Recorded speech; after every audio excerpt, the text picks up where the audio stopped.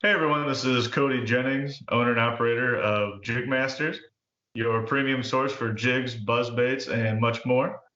Check us out at jigmasters.com and don't forget to use the code PNF20 for 20% off your order. And as always, when in doubt, get the jig out. Welcome to the Paddle and Fin Podcast, the Bass Fishing for Noobs segment, where we try to improve our skills as an angler by learning new techniques or improving the ones we already know. I'm your host, Ryan Milford.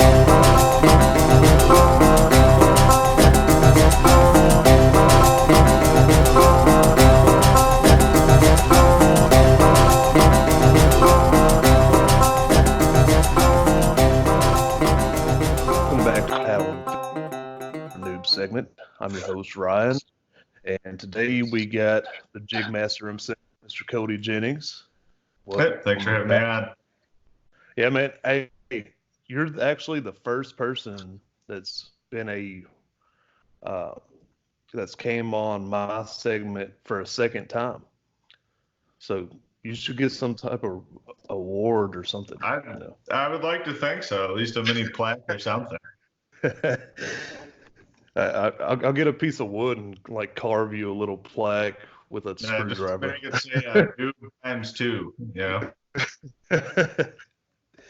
But we got Cody from Jigmasters here, and he just not too long ago came out with some new products, and there's been some curiosity about like how certain things work, and some people are experienced with the stuff, some people aren't. So we're gonna go over a few of them today, and try to learn how to work these different lures. So, jump right in there.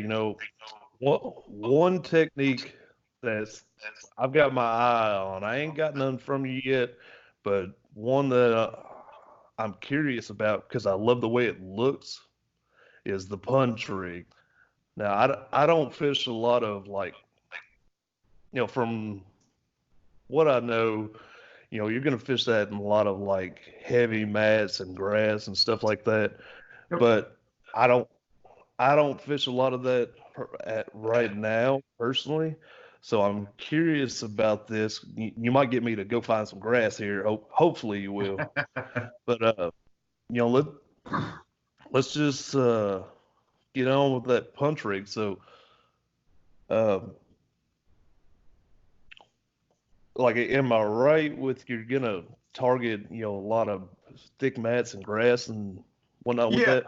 Yeah, so for the most part with it is predominantly fished for grassy areas or any vegetation really. It can be grass, can be lily pads, can be duckweed, all that stuff. And basically what it is it's a bullet weight that has a jig skirt attached to it. One of the big things that, even though it's some small details, but something that I make sure to quote unquote fix, compared to a lot on the market, is one is I put in a little extra tie in on that skirt to prevent it from ever coming off. And then also I make sure that I break the top edges of where you would start putting your line through. Because what happens is if you just leave it from the cured paint, because basically there's like a rod that goes through it, and then you paint it, and then you pull the rod out, and then there's your bullet head. But the issue is that cured paint will create a bunch of sharp edges up at the top. So you go to set the hook, and all of a sudden your line breaks. So that's something that we make sure to break those sharp edges off and stuff like that. But yeah, so really, if I'm going to be throwing that, for the most part, it's around vegetation, but I'll even opt to throwing it around timber and stuff like that. I mean, it ends up being a jig profile, right? And so anywhere that you would do a traditional Texas rig, you can also use this punch rig. All right. That weight on there, is it about the same size usually of like a Texas rig bullet weight, or is it? I was thinking like maybe it was like heavier. Well, so I have a wide range of the actual weights available. You can go down to a quarter ounce, but you can go all the way up to a 1 ounce. Okay. Um, so typically, for the most part, the heavier or the thicker the cover you're fishing or trying to punch through, you're going to go up and up and up in weight. But if you take just the head region, so what's above that skirt, it'll actually be a tad smaller than other, like a similar size true bullet weight. And that's just because you have some of the lead being used as a skirt keeper down there, down below the head. Okay. Um, so what are you trying to imitate with this? Like what are you putting on for a trailer and all that? Yeah, so there's actually two techniques that I like to do with these that end up being, or I think are pretty cool. So the one's the obvious, and that's putting on like a crawl style trailer, Mm-hmm. or a creature bait, something similar along those lines. And you're doing, you're basically trying to imitate, no different than a standard jig bite. It's just it gives you the ability to throw a jig profile, but in heavy grass and stuff like that. The term, on a jig or a fixed jig, you have a weed guard. Well, in my history, a weed guard is a terrible name because really all it helps you is with brush, Yeah. right? It's weeds, So the name's a little misleading there, but the puncher gives you ability to fish a quote unquote jig profile into those lily pads and heavy covers where maybe they're not seeing that many of a skirted lure profile. So once again, and as most people find out, that a lot of times if you're on a pressured lake and you do something a little bit different than the other 95% of anglers, a lot of times you'll have success, and that's kind of what this is all about.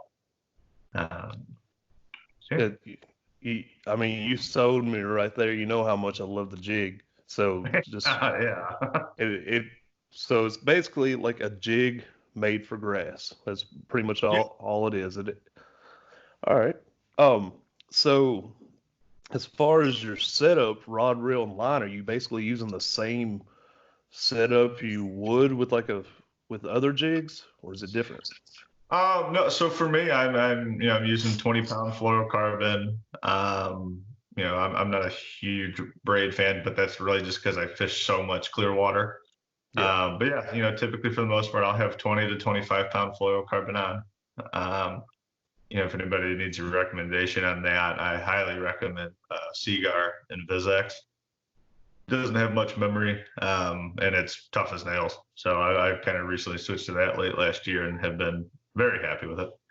But yeah, for the most part, when doing that, you're going to have your, 7 to 7.5 foot, flipping stick. I for the most part always would be using a heavy action for that. I would never go below a medium heavy for sure. Yeah. Um, and then definitely want a high gear ratioed reel.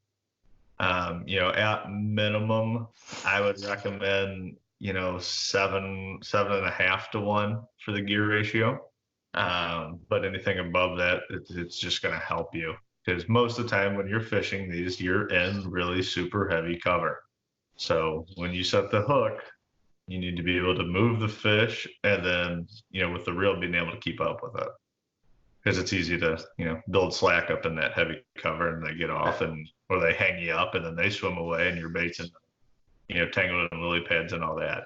So yeah. Yeah, and then you got to get on jigmasters.com and go order some more. And yeah, exactly. Yeah. So let me take it back. Actually, you want medium light rods, 8-pound Cody will take all your business that you want to give him.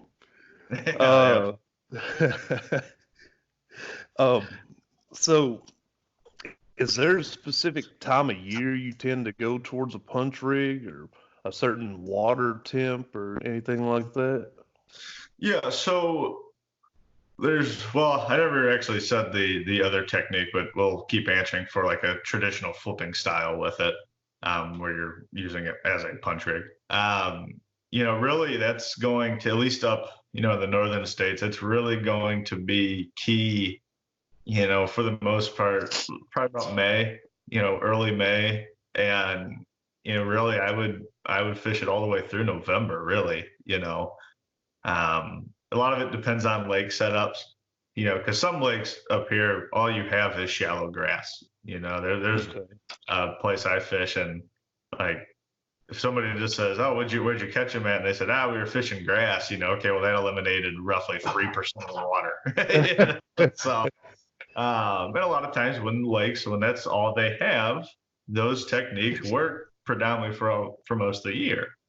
Now, if it is a body of water that does have, hey, we have a lot of deep water, we got a lot of rock, stuff like that, I would say that in those lakes, I would probably push a little bit later in the year to be using that punch rig, as far as, instead of early May, maybe you're a little bit closer to late May.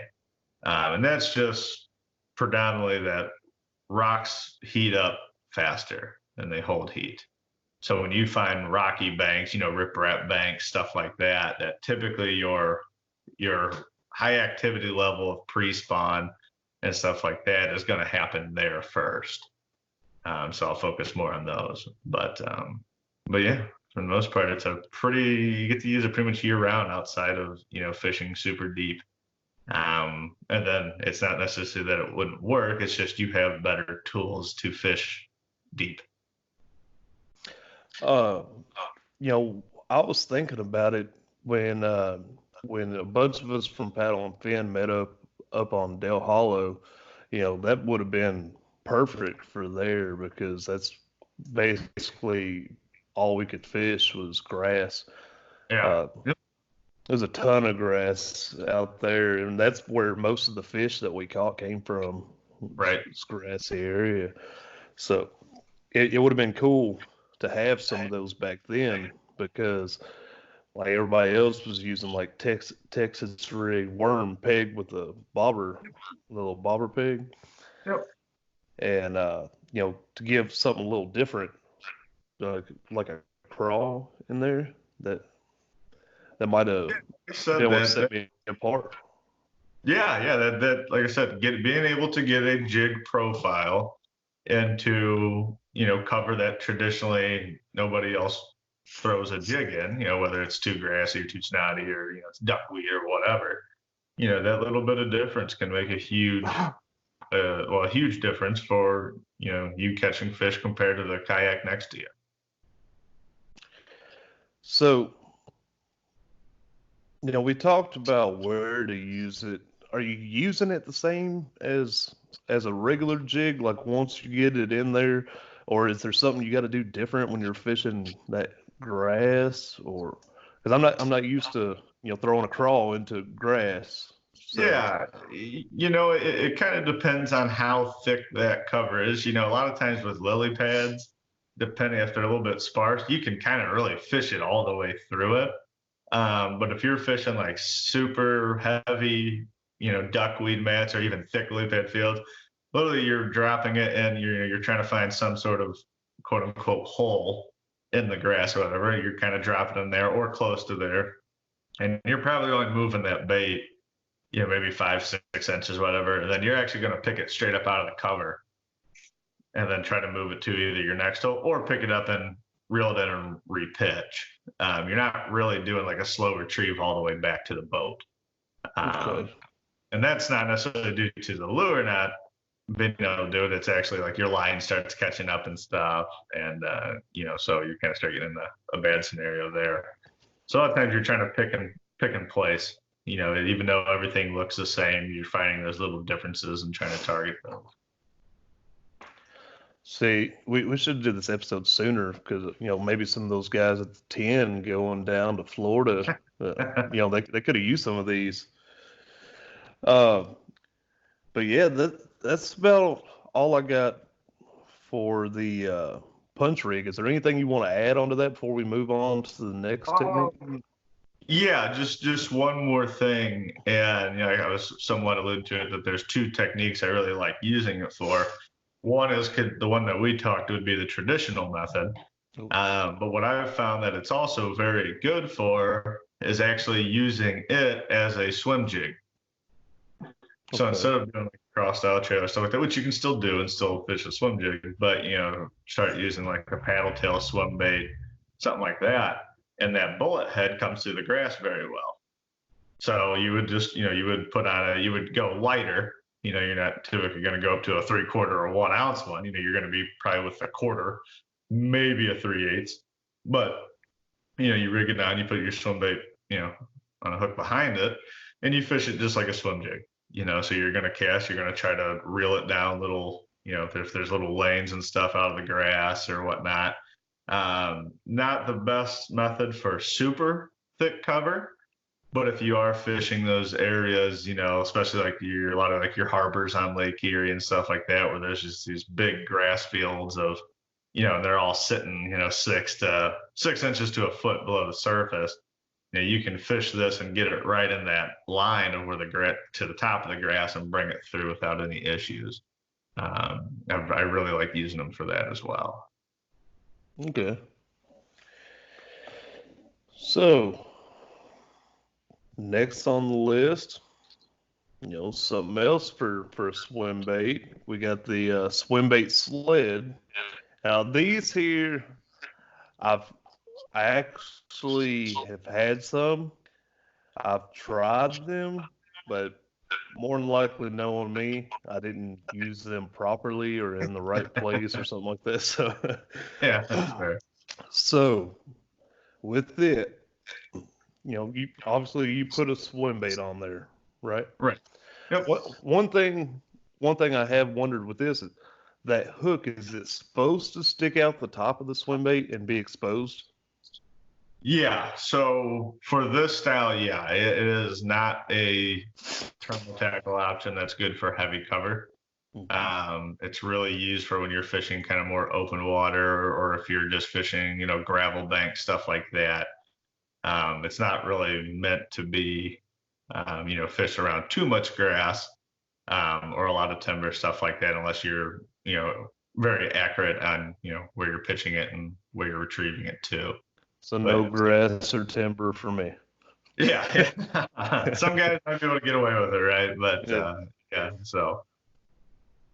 but yeah, it's supposed to be an exposed hook.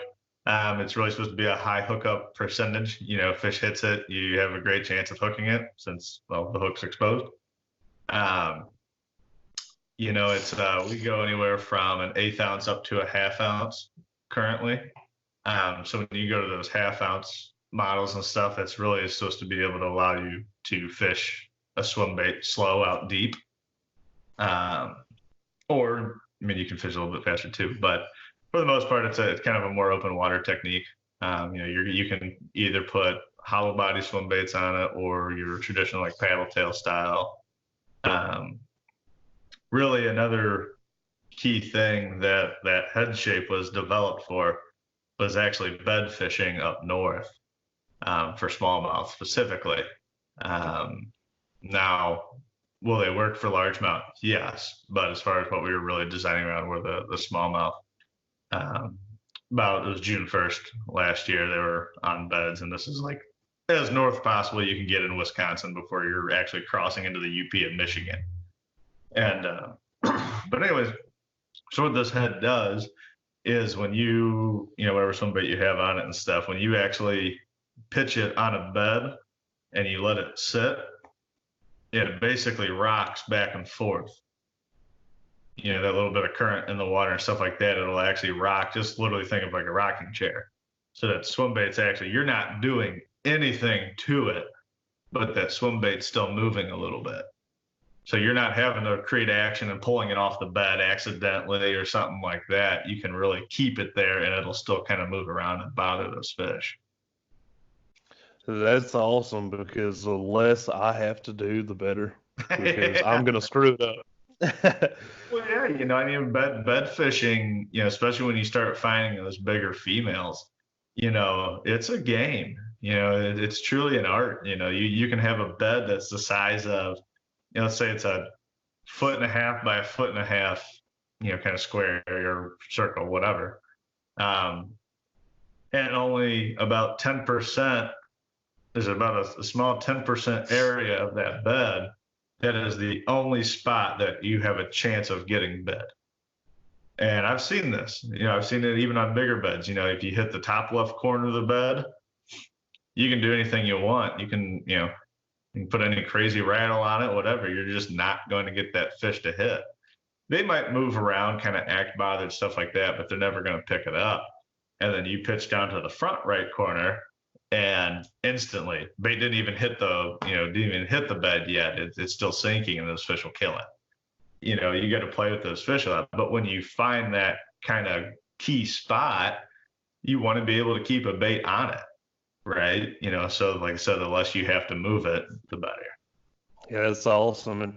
And before the interview, I was reading on it, like on your website, and it was saying they will not fall over. Yeah. So it's and then it's talking about the if you reel it, like if it's on the bottom, it's not going to fall onto its side. Or if you're swimming it, it's not going to roll on you. That's awesome right there.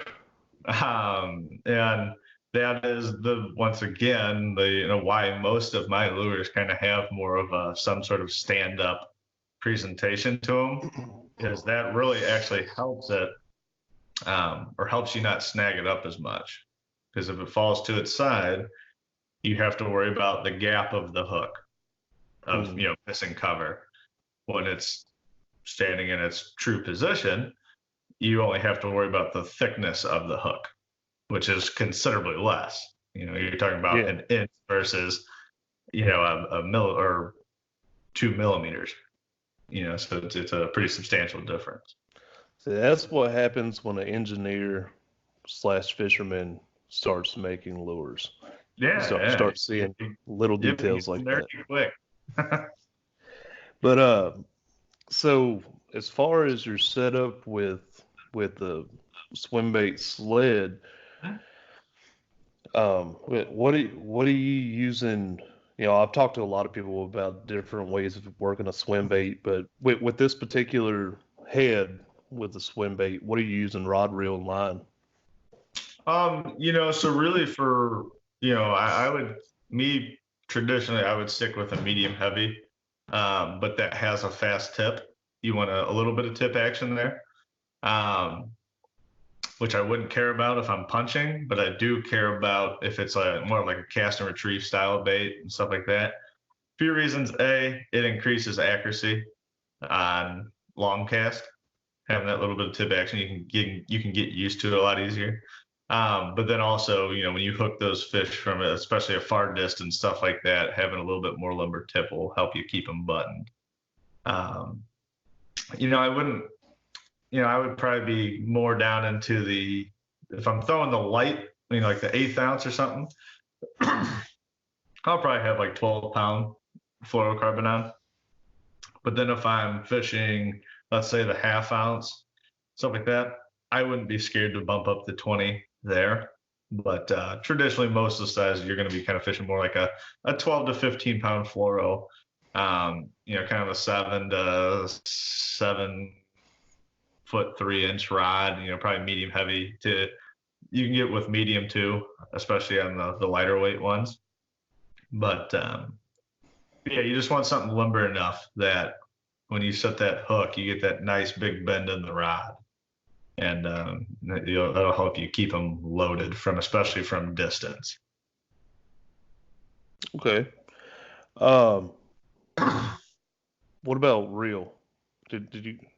I'm never fishing these incredibly fast, so I would say really anywhere in the 6.5 to 7 to 1 gear ratio, I think is kind of perfect for that. You don't want to go super slow like some of your crankbait reels are, down near 5, which are harder and harder to find out. Everything's just getting faster. But I really think that six. I think like with Lew's, I use Lew's reels a lot. They have a 6.4 to 1, and then they have a 7 to 1, and those are pretty ideal for using these.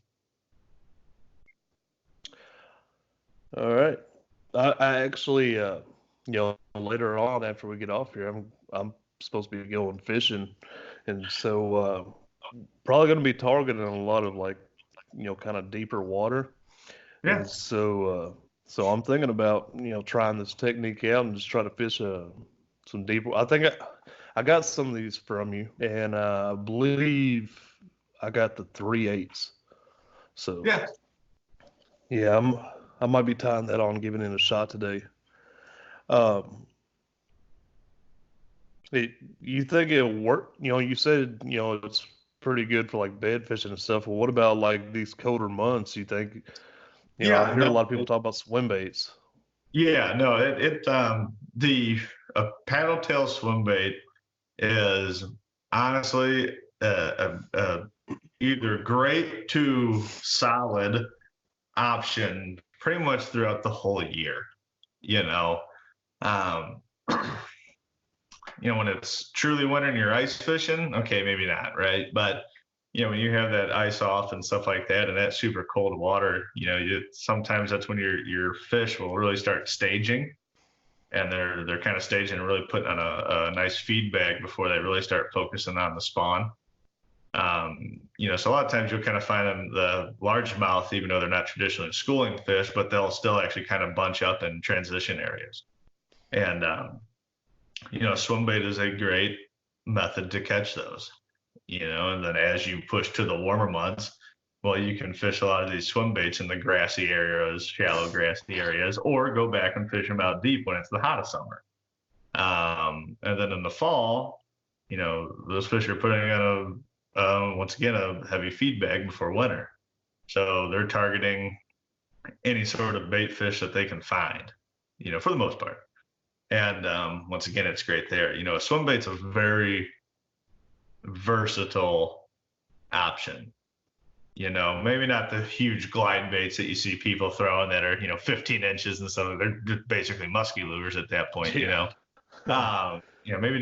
those aren't quite as versatile, right? But when you get down to your, anywhere from anywhere from that 3 to 4 inch swim bait, you can do damage on that year round.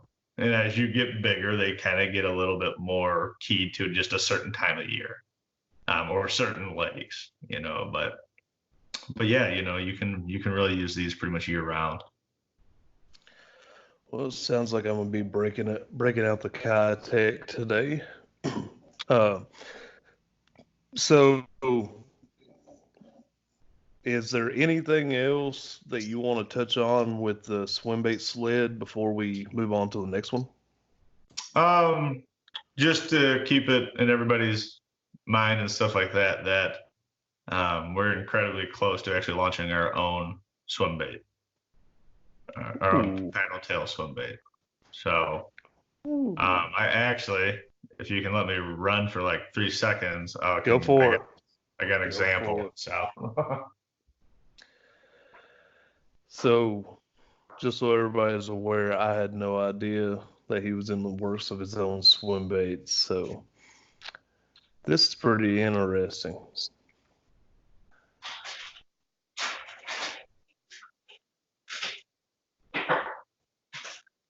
a lot of clanking going around in there. Hope he's okay.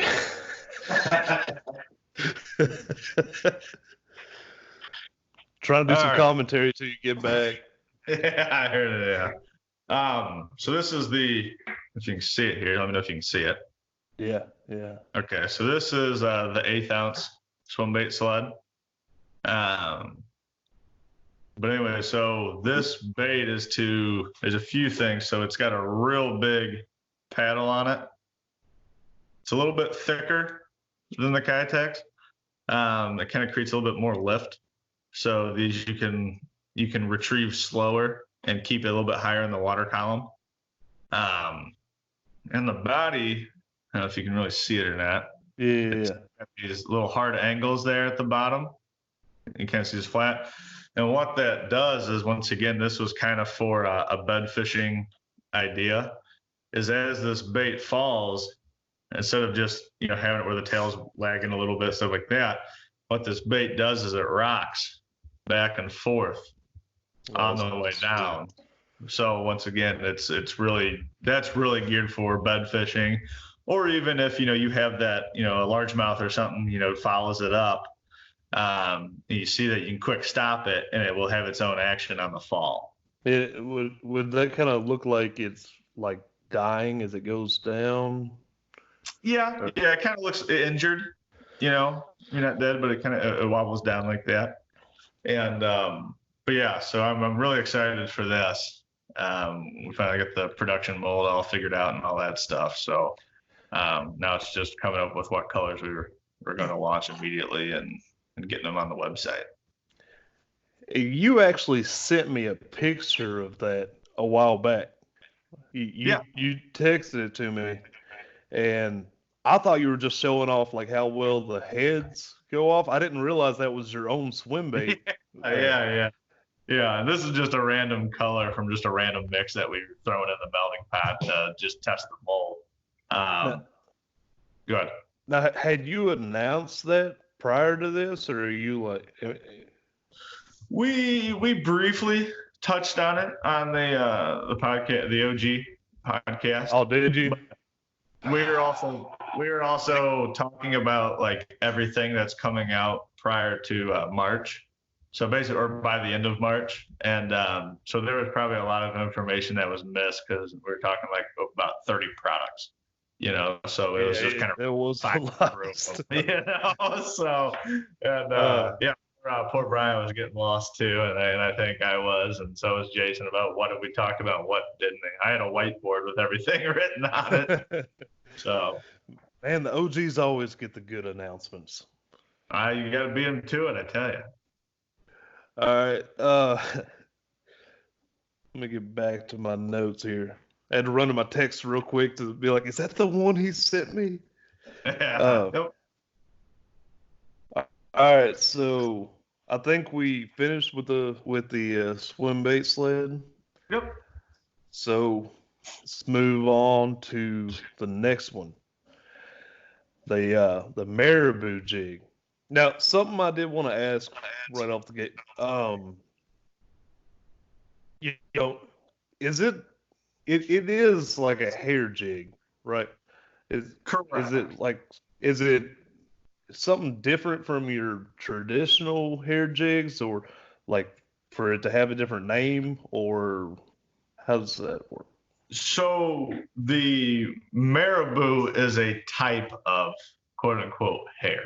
Okay. Which, if I recall correctly, marabou is actually turkey feather. I thought they had feathers. Well, it is. It's got a quill through it. They call it hair for the hair jig, but okay. But marabou is it's a type of hair. So there's other marabou jigs out on the market, stuff like that.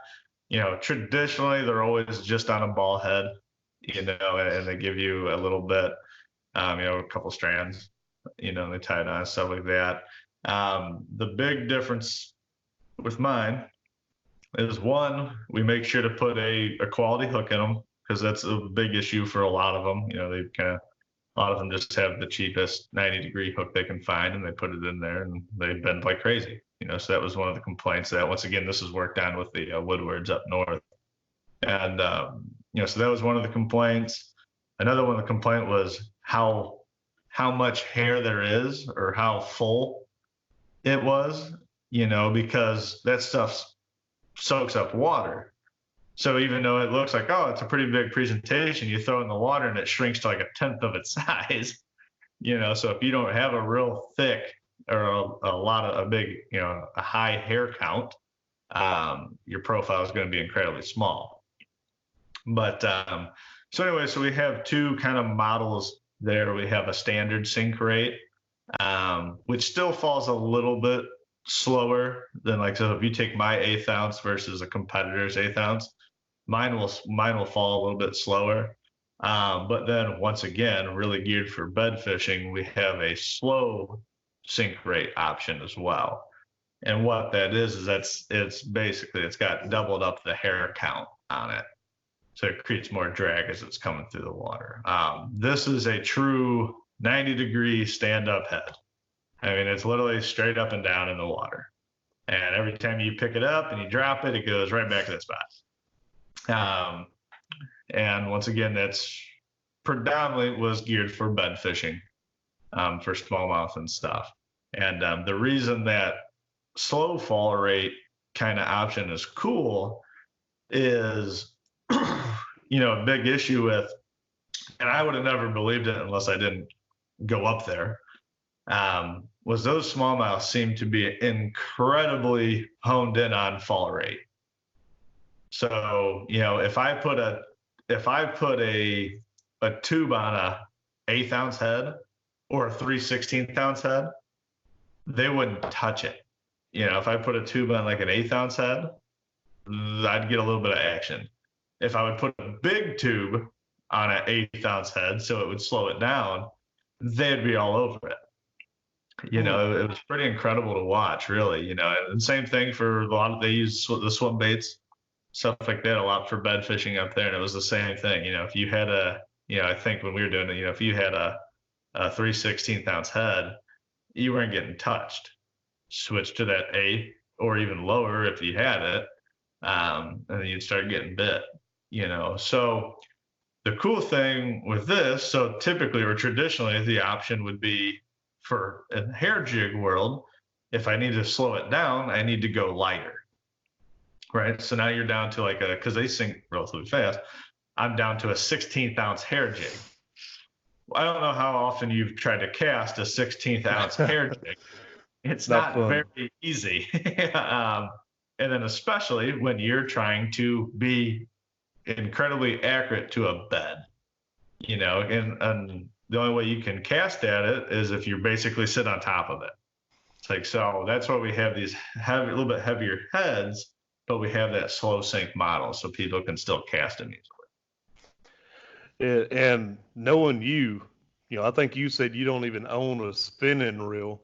So I can only imagine you trying to cast one of those little bitty heads on a bait caster. Yeah. No, that trip up there, it's probably going to gear me into at least having one spinning rod with me for sure.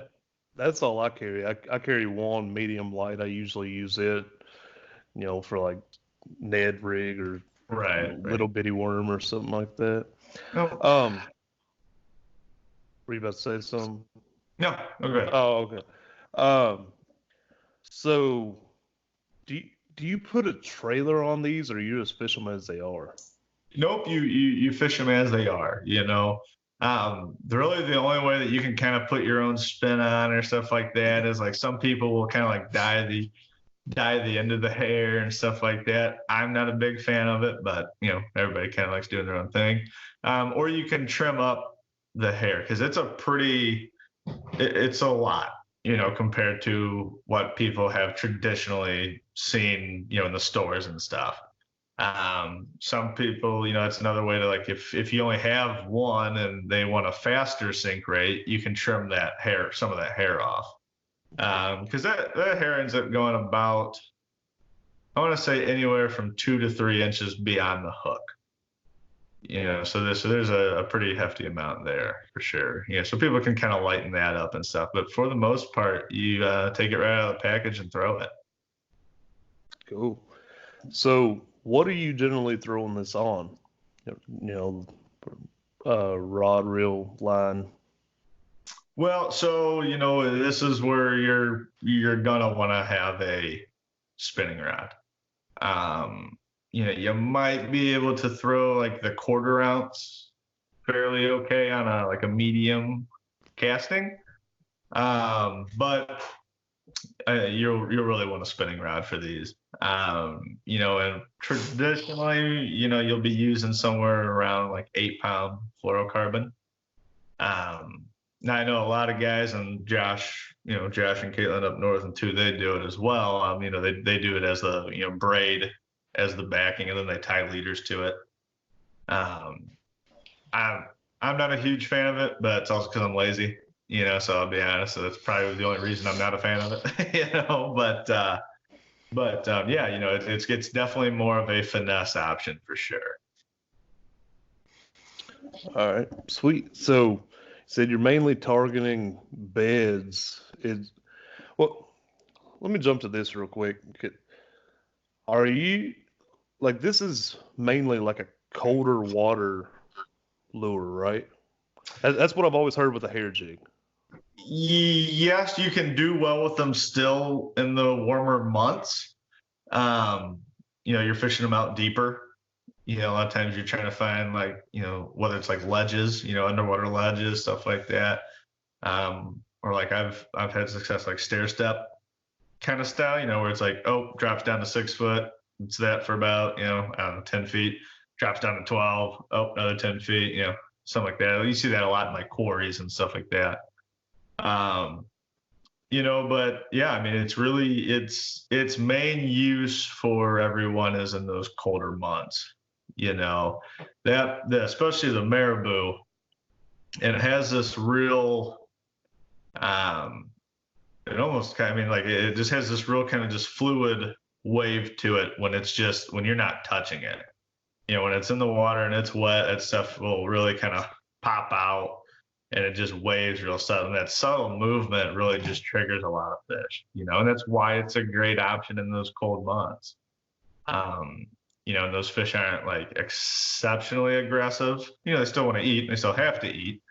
But when they don't want to, really use a whole bunch of energy to go chase something or something like that, this hair jig, if it's just sitting on the bottom, and then just that marabou is just gently kind of waving in the current and stuff, they'll just go down and pick it up.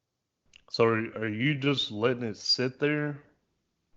Yeah, I mean, you'll honestly, you'll kind of fish it like almost like a traditional tube per se, where you're not really doing these huge pickup option. You just kind of, you're gonna let it sit there for 5-6 seconds, hop it a few times, kind of reel up your slack, let it sit.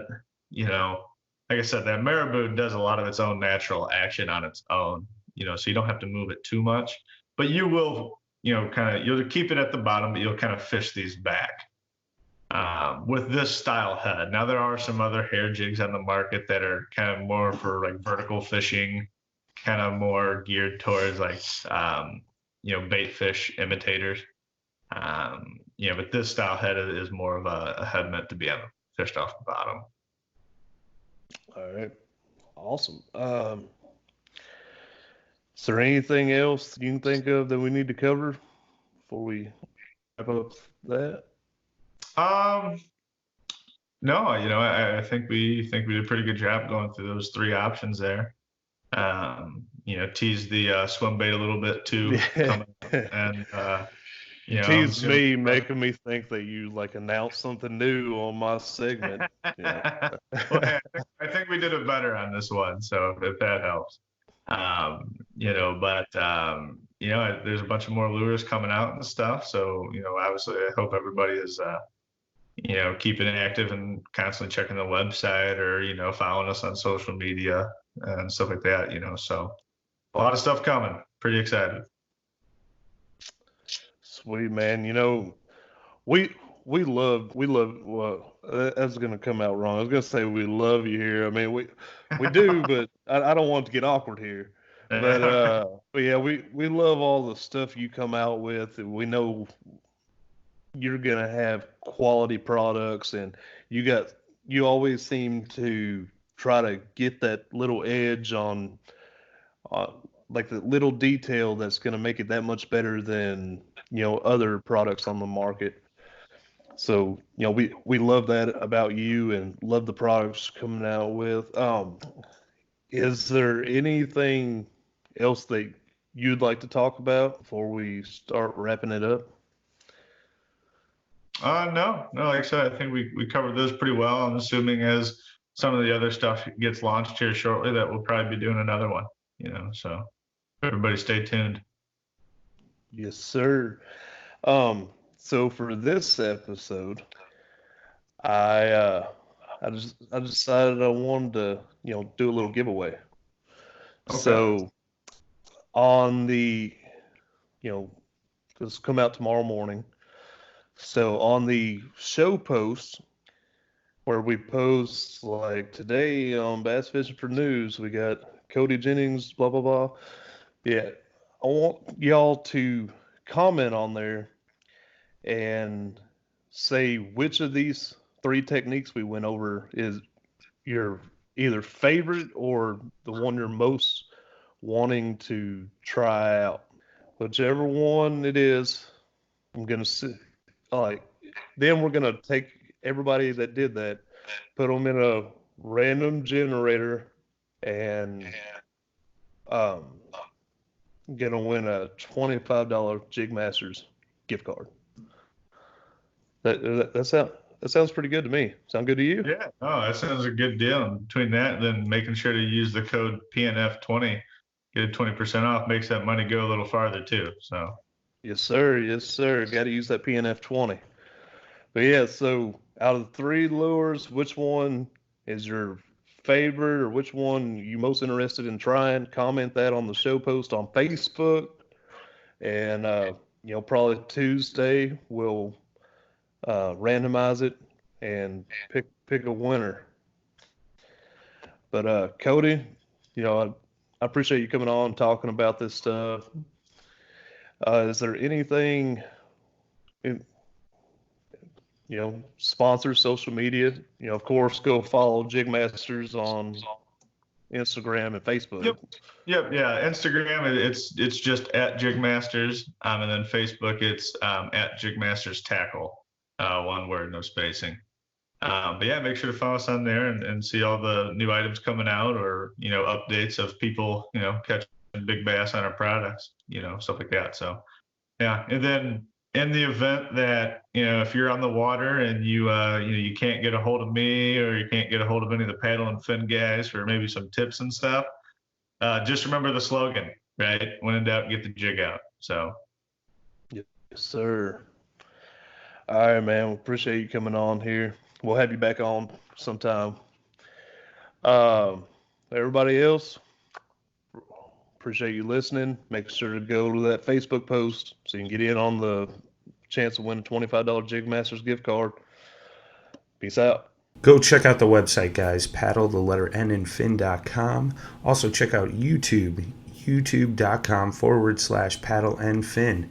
If you got a question, comment, want to hear from a future guest, feel free to email us at paddle, the letter N and fin @gmail.com. Don't forget to follow us on social media. We're doing giveaways, announcements, things like that at Facebook and Instagram at paddle and fin. Shout out to our show supporters: Rocktown Adventures, Loveland Canoe and Kayak, Hammered Lures, Fish Mob Lures, TRC Covers, Ketch Products. Go to ketchproducts.com. You could put the paddle and fin logo right on your catch board. Don't forget to go over and pick up your Jigmasters jigs. Use promo code PNF20 and save 20% today. Don't forget to rate and review the podcast on whatever platform you're listening to.